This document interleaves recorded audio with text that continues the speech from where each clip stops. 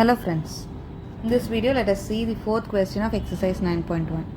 The angle of elevation of a top of a tower from a point on the ground which is 30 meters away from the foot of the tower is 30 degrees. Find the height of the tower. Let AB be the tower. They have given that from a point 30 meters away from the tower, the angle of elevation made at the top of the tower is 30 degrees. Let this point be C. They have asked to find the height of the tower. Height of the tower is AB.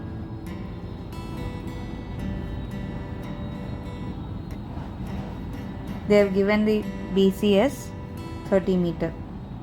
Trigonometric ratio tan 30 brings out those values. Gives AB by BC.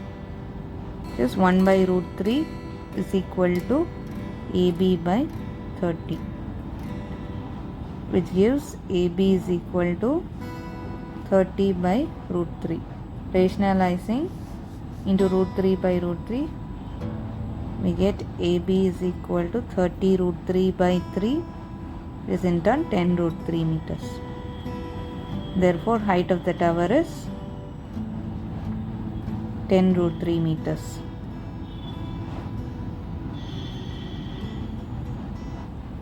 Thank you. Happy learning.